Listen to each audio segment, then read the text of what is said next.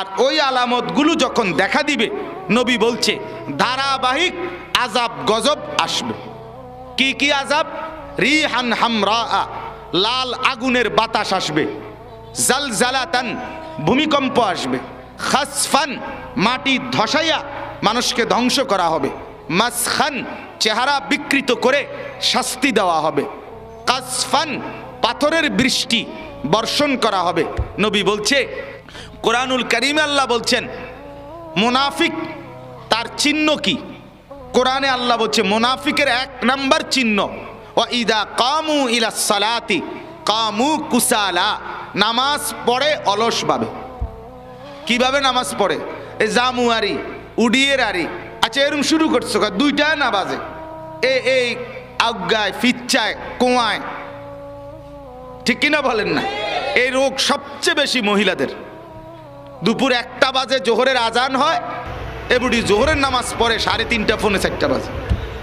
14 গোষ্ঠীর সংসার সব ঘুষাইয়া এরপরে গোসল করে এরপরে গিয়া নামাজ পড়ে। কেন?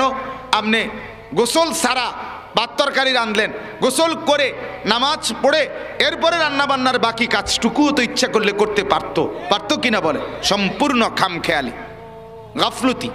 দোকানদার, ব্যবসায়ী অনেকেই ইচ্ছা করে জামাতে যায় না, নামাজের জামাতে যায় না। জামাত গেলে যথাসময়ে নিয়মিত নামাজের জামাতে গেলে তার কাস্টমারের বেচা কিনা কম হবে, কাস্টমার ছুটে যাবে।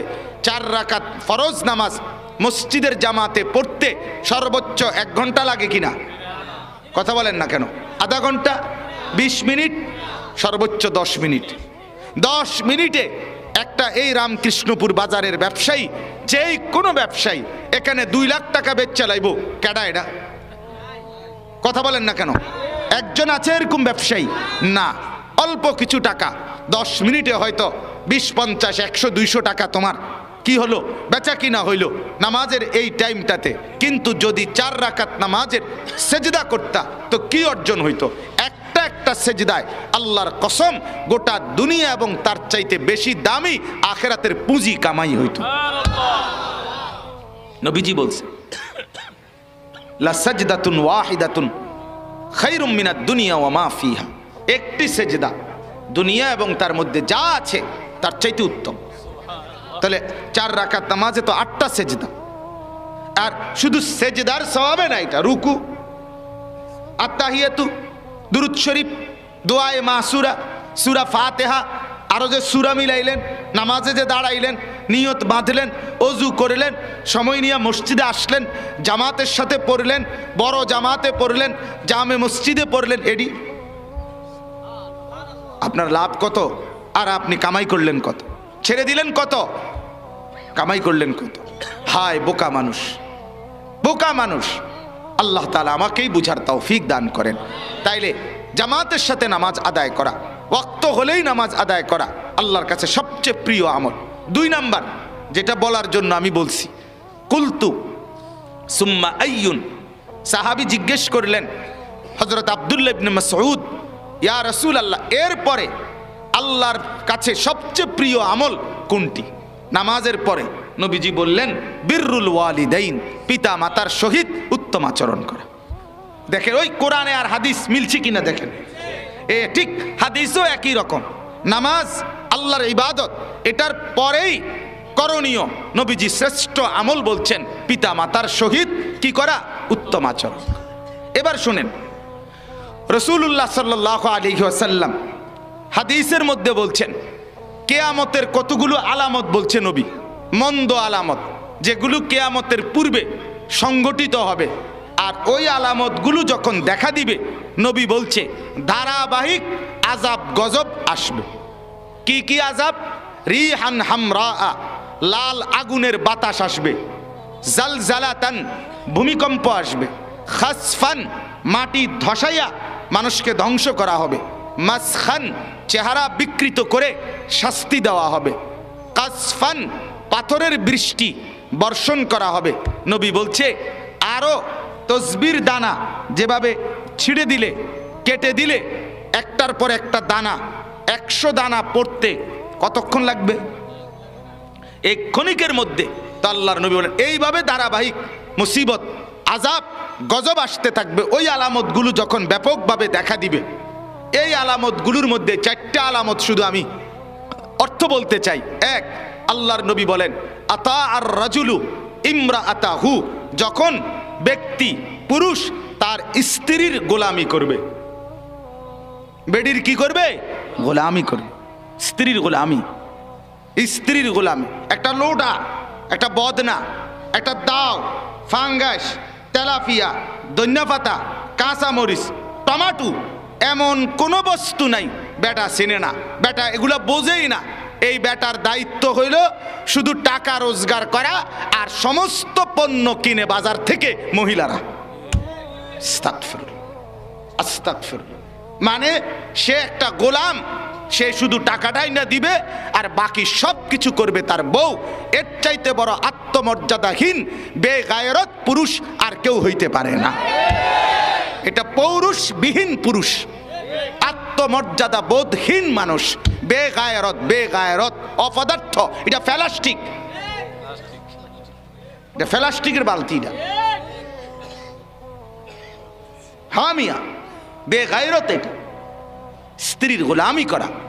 হ্যাঁ বলে স্ত্রীর উপরে জুলুম করা, না না। কোরআন এবং সুন্নাহর মধ্যে, ইসলামের মধ্যে আল্লাহর কসম, স্ত্রীর যে পরিমাণ মর্যাদা বলছে গোটা পৃথিবীর আর কারো কাছে এই মর্যাদা নাই। সেটা আলাদা ব্যাপার। কিন্তু আল্লাহর নবী বলেন স্ত্রীর গোলামি করবে, আক্কা উম্মাহু, মার নাফরমানি করবে, মারে কষ্ট দিবে, স্ত্রীর আনুগত্য করবে। এরপরে কি? দুইটা হলো। 3 নাম্বার, আদনা সাদিকাহু আকসা আবাহু, বাবাকে দূরে সরায় দিবে, বন্ধুকে কাছে টেনে নিবে। বন্ধুর কপালে মোগলাই, মোগলাইয়ের পরে আবার দদি, দদির পরে আবার সা। বন্ধু কয় আল্লাহ দোহাই দোস্ত, আমি মাত্র ভাত খাই আইছি। এতে কয় আল্লাহ দোহাই দোস্ত, তুই মোগলাই তোর বাপ হইলো খাইতে হইব, তুই তুই আমার বন্ধু, তুই খাইতি না তো কে খাইবে বেড়া? সে কয় আমি এই মাত্র ভাত খাই আইছি। না তুই ভাত খাইলি কেন? তুই এ দুটো মোগলাই খা। বন্ধুর কপালে 200 টাকা 500 টাকা জোটে, কিন্তু আপন বাবার কপালে 20 টাকা 50 টাকা ধরেন, কিছু খাইয়া লইয়েন, আপনার পছন্দ মতো কিছু খাইয়া লইয়েন। 20 টাকা দিয়া বুড়ো বাবা পছন্দ মতো কি খেয়ে নিবি? এরকম জালেম আছে কিনা বলেন না? এরকম অসভ্য আছে কিনা বলেন না? মা বাবার সাথে নাফরমানি আল্লাহর নবী বলছে আযাবের কারণ। আচ্ছা এবার শুনেন আরেকটা উদাহরণ শুধু। আল্লাহর রাসূল সাল্লাল্লাহু আলাইহি সাল্লাম বলেন সমস্ত পাপের শাস্তি, সমস্ত গুনার শাস্তি, নাফরমানির শাস্তি আল্লাহ তাআলা চাইলে কিয়ামতের দিন দিবে। কখন? চুরি, ডাকাতি, জিনা, ব্যভিচার, মদ, জুয়া, সুদ, ঘুষ, অবৈধ ইনকাম, অবৈধ উপার্জন, এই সব গুনার শাস্তি আল্লাহ চাইলে হাসরের ময়দানে দিবে। নবী বলছে কিন্তু একটা অপরাধ, ইল্লা আকুল ওয়ালিদাইন, পিতা মাতার নাফরমানি, মা বাবারে কষ্ট দেওয়া, মা বাবার সাথে নাফরমানি করা। আল্লাহর রসুল বলে, নবীর বলে উম্মত বিশ্বাস করো আল্লাহ তাআলা লাইয়ামুতা হাত্তা ইউআযিবাহুল্লাহু ফিল আরদে, আল্লাহ জমিনের মধ্যে তাকে মৃত্যু দিবে না বেঁচে থাকতেই বেজ্জুতি না কইরা, শাস্তি না দিয়ে। মা বাবার নাফরমান সন্তান বেজ্জুতি হবেই হবে, লাঞ্ছিত হবেই হবে, কষ্ট পাবেই পাবে। আপনি আমারে একটা উত্তর দেন, শুধু একটা কথা বলেন, আপনারা ভাবেন এই যে আমরা যারা এখানে বসা, আমরা যে এই পৃথিবীতে জন্ম নিলাম, আসলাম, আমাদের এই পৃথিবীতে যে আসবো আমরা, এই ফয়সালাটা কে করেছেন? আল্লাহ। কখন থেকে করছেন? এই বছর সাইরে কয় আমার জন্মের আগের বছর। কথা বলেন না কেন? আসমান জমিন সৃষ্টির 50,000 বছর আগে আল্লাহ তাআলা সব মাখলুকের তাকদীর ফয়সালা লিখে রাখছে। এখন আমি যে পৃথিবীতে আসব এটা ওই সময় লেখা হয়েছিনি, আল্লাহ লিখছে কিনা বলেন না? তাহলে লিখলে কোন মা আর কোন বাবার মাধ্যমে আমি পৃথিবীতে আসব ওইটাও সিদ্ধান্ত ছিল না পরে হয়েছে? কথা বলেন না কেন? না, বরং সে এই ইউনিয়নে এখন আল্লাহ 200 বাচ্চা দিব, এখন কারা কারা মহিলা অপসর আছে তো হেবুড়ি করে দিয়ে দিছে। এটা এরুম এই সিস্টেম এটা। তাইলে এখন আপনি ভাবেন তো, আমি যখন থেকে আল্লাহ তাআলার ইলমের মধ্যে আমারে পৃথিবীতে পাঠাবে এই সিদ্ধান্ত সেদিন থেকে আমার মা বাপের সিদ্ধান্ত, ঠিক কিনা বলেন? তাহলে আমার সাথে আমার মা আমার বাবার সম্পর্ক, আমার অস্তিত্বের প্রথম ফোঁটা যখন থেকে, আমার জিন্দগির প্রথম সিদ্ধান্ত আল্লাহর কাছে যখন থেকে, আমার মা বাবার সিদ্ধান্ত তখন থেকে। তাহলে মার সাথে সম্পর্ক আমার প্রথম মুহূর্ত থেকে, বাবার সাথে সম্পর্ক আমার প্রথম মুহূর্ত থেকে। স্ত্রী এবেড়ি তো হেদিনকার, কথা বলেন না কেন? আরে এই বেড়ি তো এদিনকার বেড়ি।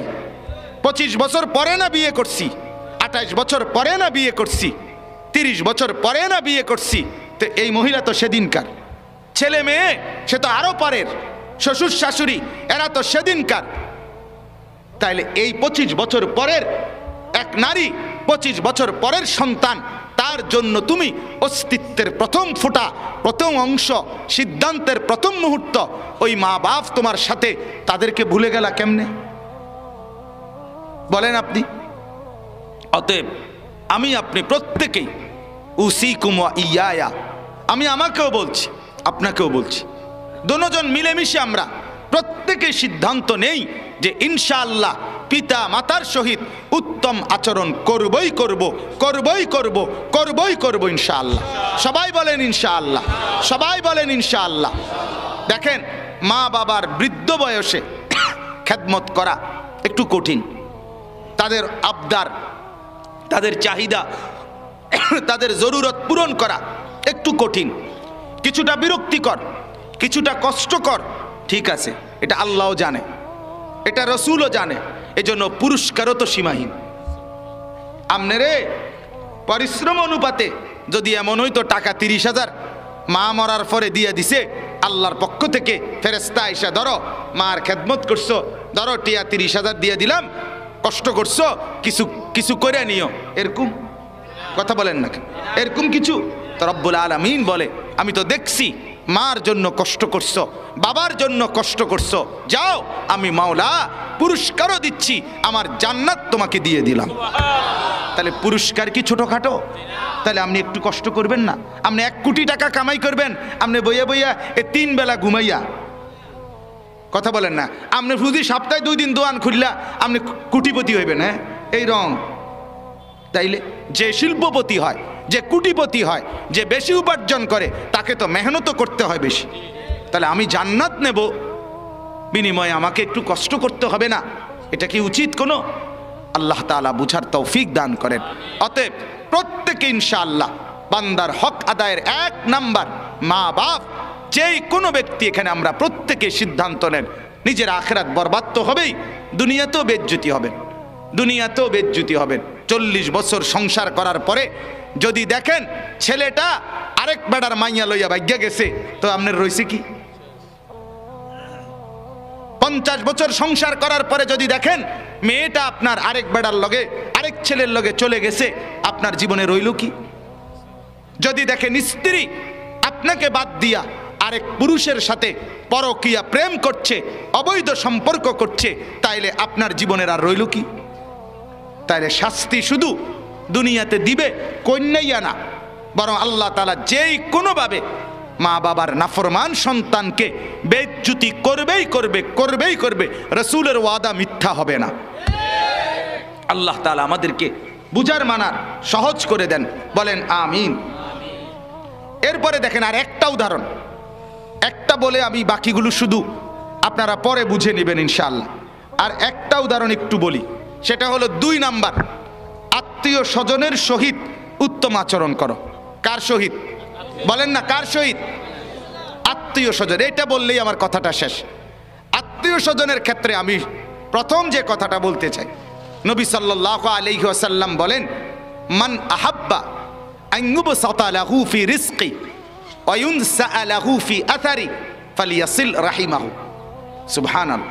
নবী বলেন, যে ব্যক্তি চায় তার রিজিক বাড়াবে, কি বাড়াবে? কামাই রোজগারি উপার্জন বাড়বে।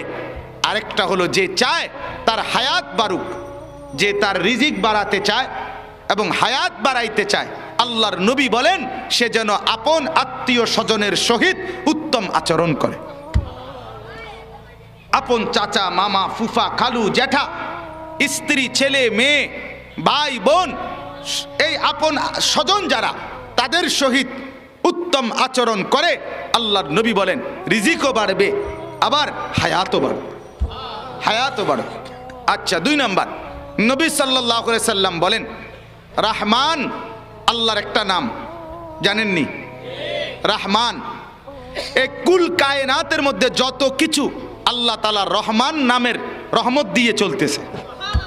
এই রহমান আত্মীয়তার সম্পর্ক, আর রাহিম এটা, এই সম্পর্ক রক্ষা করা, এটা রহমান আল্লাহর সাথে ঝুলন্ত, আল্লাহর সাথে লাগানো। নবীজি বলছে রহমান থেকে রাহিম আত্মীয়তার সম্পর্ক। এজন্য নবী বলছে যে আত্মীয়তার সম্পর্ক ঠিক রাখবে, রহমানের সাথে তার সম্পর্ক ঠিক থাকবে। আত্মীয়তার সম্পর্ক যে নষ্ট করবে, রহমানের সাথে তার সম্পর্ক কেটে যাবে। মান ওয়াসালাহু ওয়াসালাহুল্লাহ ওয়া মান কাতাআহু কাতাআহুল্লাহ।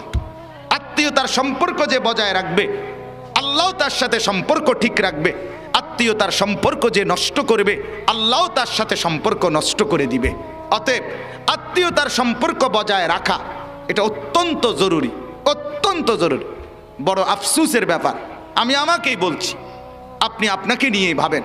আমার দেশ, আমার সমাজে, আমার জাতির মধ্যে অসংখ্য মুসলমান আছে যারা আপন বোন আত্মীয় কিনা বলেন, আপন জন কিনা বলেন না।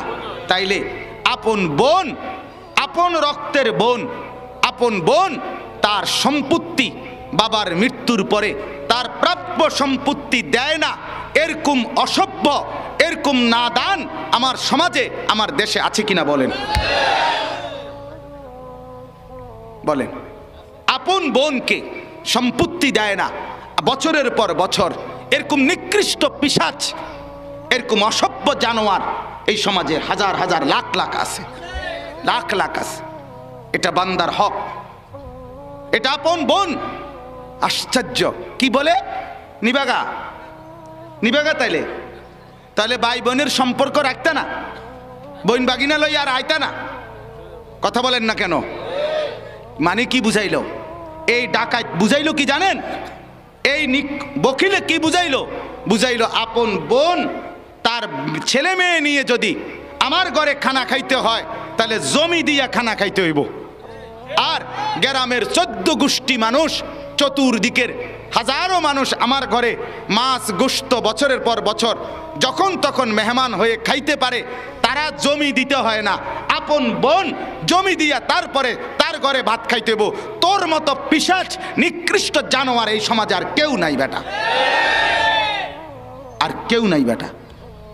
এত নিকৃষ্ট রুচি মানুষের হইতে পারে না, এত নিচু মানসিকতা কোনো মানুষের হইতে পারে না, কোনো মানুষের হইতে পারে না।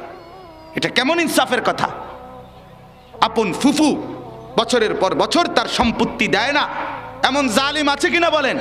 অপেক্ষা করো, অপেক্ষা করো, অপেক্ষা করো। এক এক বিঘত জমি 7 তবক জিন্নচির মাটি সহ কিয়ামতের দিন কান্ধে নিয়ে দাঁড়াইতে হবে। বুখারীর হাদিস। নবী বলছেন অন্যায়ভাবে যে তার কারো সম্পত্তি 1 বিঘত, মান আখাযা শিবরাম মিনাল আরদি যুলমান, 1 বিঘত সম্পত্তি যদি কেউ, নবীজি বলছেন, অন্যায়ভাবে জুলুম করে রেখে দেয়, কিয়ামতের দিন তাওয়াক্কাহুল্লাহু ইয়াউমাল কিয়ামা 7 আরদিন, 7 তবক জমিনের মাটি তার কাঁধে দিয়ে হাসরের ময়দানে দাঁড় করানো হবে। বলবে নাফরমান, জমির খুব দরকার ছিল তোর, মাটির খুব দরকার ছিল, ধর মাটি দিলাম, এবার বিট বান, আর ডেজার লাগতো না, ইডি দিয়ে বান্ধে বান। তখন বুঝবে জালিম। 1 বিঘত জায়গা ছেড়ে দিলে আপন চাচা, আপন চাচতো ভাই, আপন জ্যাঠতো ভাই, আপন ফুফা, আপন আত্মীয়, আপন ভাই, সে 1 বিঘত জায়গা ছেড়ে দিলে তার বাড়ির রাস্তাটা হয়ে যায়। গাছটা শুধু কাটটা দিলে তার বাড়িতে ঢুকে যায়, দিবে না। এরকম জালেম আছে কিনা বলেন? কিরে বেটা, এটা কেমন কথা? আপন ভাই না সে, আপন স্বজন না সে। ওই 10 গ্রাম আরেকখানে গিয়া 30,000 টাকা দান কইরা স্লোগান লইয়া বাইতেছে, ওই হেন্তিকা ও 3 মাইল গিয়া হেবড়ারা ওইখানে গিয়া 30,000 জনাব দানবীর অমুক 30,000 সবাই কইছে মার হাবা, হাবারে মার, মার হাবারে মার, মারছে বালা কইরা হাবা, মার হাবা, মার হাবা নিয়া বাইতে আসছে আপন চাস্তো ভাই 500 টাকা, আপন চাচা মামা ফুফা খালু তার 1,000 টাকা দিলে তার সংসারে বাজার হতো, তার ঘরের মধ্যে বাচ্চাগুলো আহার পেত, তারে একটু জায়গা ছেড়ে দিলে তার বড় উপকার হইতো। বছরের পর বছর দেয় না। আল্লাহ আমাদেরকে মাফ করে দেন। ফিকির করবেন, ফিকির করবেন, ফিকির করবেন, আল্লাহর সাথে সম্পর্ক ছুটে যায়।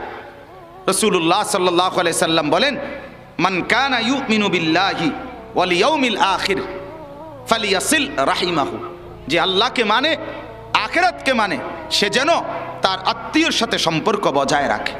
বলেন ইনশাআল্লাহ, বলেন ইনশাআল্লাহ। তাহলে দুইটা আমি খুব গুরুত্ব দিয়ে বললাম, একটা হলো পিতা মাতার সহিত উত্তম আচরণ করবেন এবং আত্মীয় স্বজনের সহিত উত্তম আচরণ করবেন। নবী বলছে অন্য কোনো মানুষকে দান করাতে সওয়াব, তবে একটি সওয়াব শুধু সাদাকা, আর আত্মীয় স্বজনকে দান করার মধ্যে 2টি সওয়াব, সেলাতুন ওয়া সাদাকাতুন, আত্মীয়তার সম্পর্ক রক্ষা করার সওয়াব, আবার দান করার আলাদা সওয়াব। এজন্য আমরা প্রত্যেকে ইনশাআল্লাহ এই আখলাকের দিকে খেয়াল রাখবো। নিজের আখলাক, বান্দার হক চতুর্দিকের, আমার চারপাশের প্রত্যেকের সাথে উত্তম আচরণ করব। অসহায়, গরিব, ফকির, মিসকিন, দরিদ্র, মুসাফির, পথিক, বঞ্চিত প্রত্যেকের জন্য পরোপকারী মানসিকতা নিয়ে মানবতার সেবায় কল্যাণমূলক কিছু না কিছু সহযোগিতা প্রত্যেকের মধ্যে করব ইনশাআল্লাহ। আল্লাহ তাআলা তৌফিক দান করেন, কবুল করেন। বাজারের সমস্ত ব্যবসায়ীদেরকে আল্লাহ তাআলা হালাল রোজগার করার তৌফিক দেন।